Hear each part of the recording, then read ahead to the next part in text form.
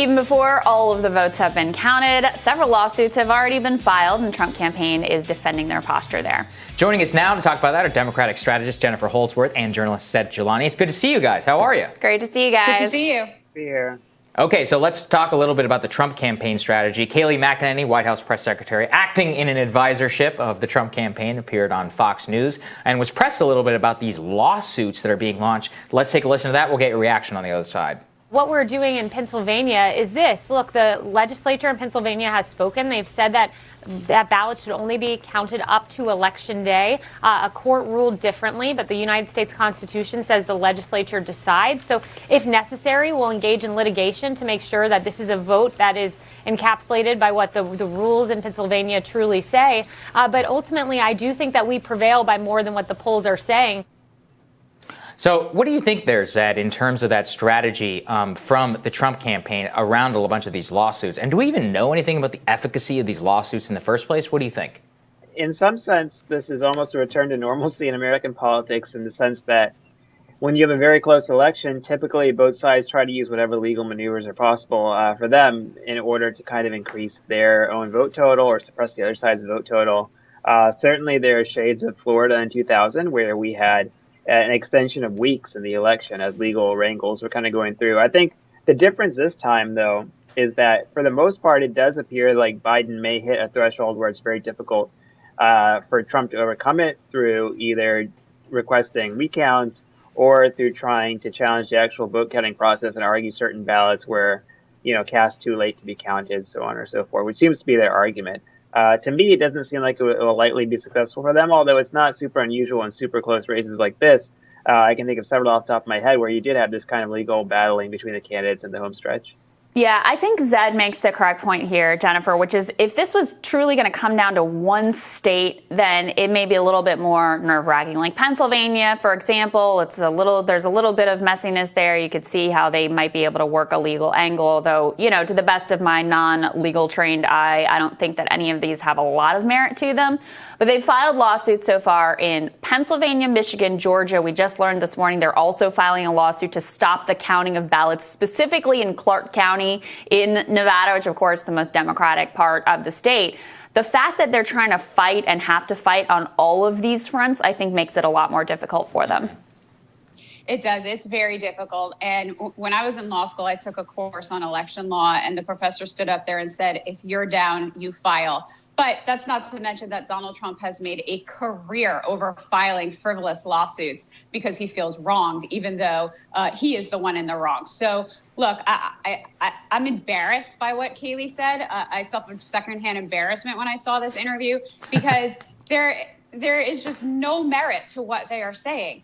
If votes were cast before Election Day or they were postmarked by Election Day but received after Election Day, they are legal, legitimate ballots. We count all the votes in this country. I know the Trump administration has gone out of its way to destroy a lot of the fabric of our democracy, but this is one that is particularly sacred, and especially because they're having conflicting views in some of the states. You saw his riotous protesters last night in some states saying count the votes and other states saying stop counting the votes just because it's going to be particularly helpful to him. Yeah, it obviously does. The whole thing is a farce. The litigation is completely frivolous, and I think the courts will tell him that in short order. It seems to be that way. I don't see how there's any base to a lot of these claims there, Zed. Zed, this is the other thing I'm curious about. You're from Georgia, and as we are looking at the vote count in Georgia, it is just such razor tight. Almost regardless of what's going to happen, it could go to a recount and to a runoff scenario. Could you run us through what recount and runoff looks like in that state?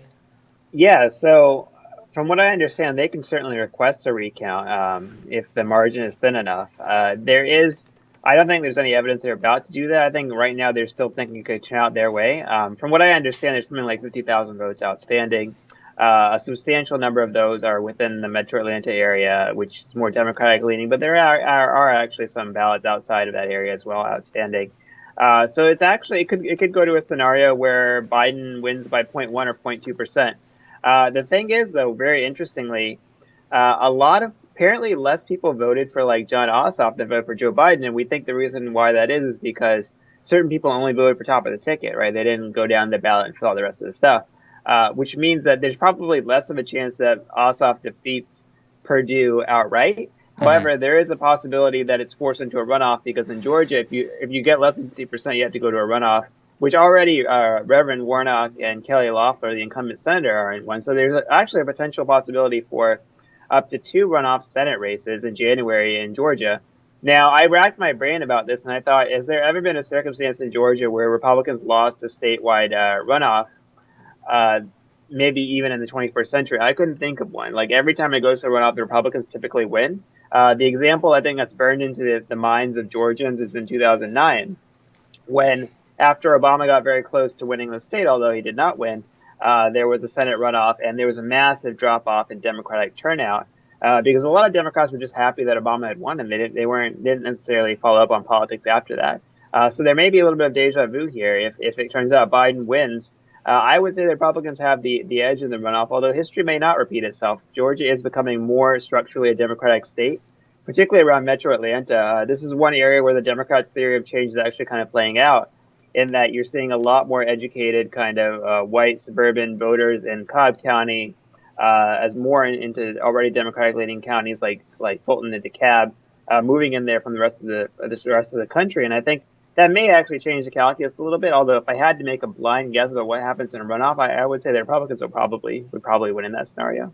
Yeah, and I mean, if there was ever going to be a time when these will be incredibly heated because they will determine control of the Senate, assuming that Joe Biden does end up, and that would put it at 50-50 with Kamala Harris potentially being the tiebreaker. So it will all come down to Georgia if that is in fact how things play out. So January will be very interesting and very heated. Ooh.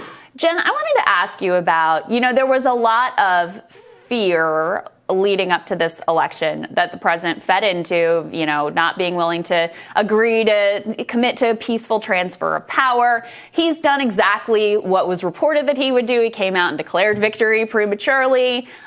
He, said he was going to take it to the Supreme Court. They filed all of these lawsuits. They've tried to get their election observers in, and all of those things that were reported that he would do, he has in fact done. However, some of the more elaborate, conspiracy theories about, he's going to use the military to hold office and such, those don't look like they're going to play out. In fact, what looks very likely to happen is the vote continues, Joe Biden wins, and Donald Trump is removed from office. Do you think that some of the Democratic hysteria over election nightmare scenarios was ultimately overblown here? Yes and no. I think that we can't underestimate anything that this president might do. No, I don't believe that he's going to use the military to interfere in the election. And unfortunately, the military had to come right out and say that, right? So the fact that they were even forced to sort of issue that denial, I think shows you sort of where we are in our political discourse. But the hysteria on Twitter, sure, it's overblown. But there's some real concerns. I mean, what if ultimately Donald Trump does not accept the election results, even if the courts tell him, that he is in the wrong and the votes continue to be counted and he ultimately loses, which does look like that's what's going to happen, and orders everyone not to participate in a transition, right? What if, he shows up on Inauguration Day to raise his hand, right? What happens then? I'm not putting it past this president to do that. I don't think he's going to have a lot of supporters. I think you see a lot of Republican senators who I've lost a lot of faith in over the last 4 years, even coming out and saying there will be a peaceful transition of power, end of story. So I think we need to focus on that. Yeah, Zed, what do you think in general? You made a good point, I think, which is in a way, it's almost normal in terms of the scrabbling over this, Florida, obviously, and so much more. What do you think? Well, I've always thought that Trump is somewhat different from the rest of the American political system in that he's very stream of consciousness. He speaks often with reckless abandon, and he doesn't have a whole lot of decor or anything like that. But I don't think throughout his entire presidency, was he that different policy-wise from everyone else or procedural from everyone else. And I think the idea that he would stay in if he lost, I mean, how would he stay in? His staff would all leave. His party wouldn't support him. I mean, it would be kind of a weird thing for him to do and a losing hand for him to hold.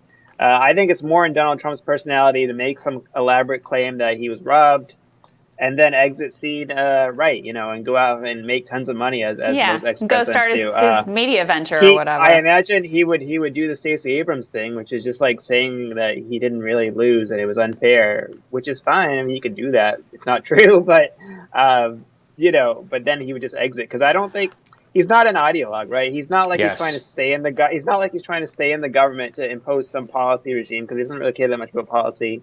Yeah, and he doesn't have any institutional support to stay around. So like, yeah, I could totally see him never actually conceding or just like implying that he was robbed or something. But everyone else is going to move on because this is we've done that in several elections before. Democrats thought 2000 was stolen, right? And it was.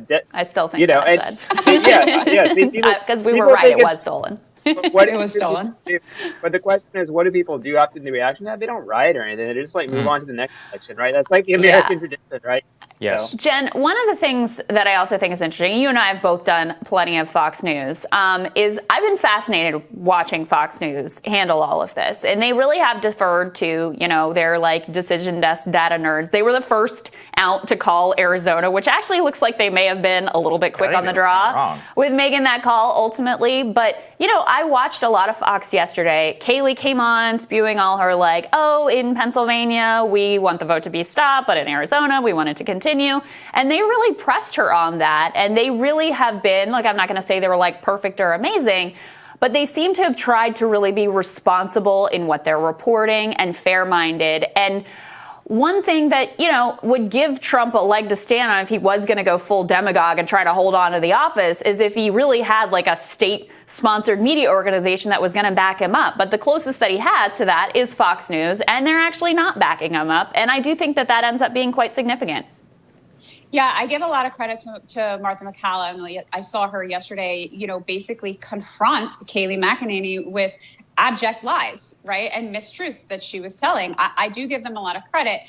That's kind of where I stop. I think they're afraid of their own monster, right? I think that they are truly concerned that the president is going to do something outlandish or unprecedented when it comes to accepting these results. So, yes, I do give them credit. I think that they've been very above board in reporting on the results. But again, that's where the credit stops. Again, we've both done Fox News. We know the outright slant there, what they're trying to push. Maybe they're also anticipating that if Trump loses, they're going to have a competitor, so they better find themselves in a more credible spot sooner rather than later. Yeah, I think that's well said. All right, guys, stick with us. We'll have more with Team Rising right after this.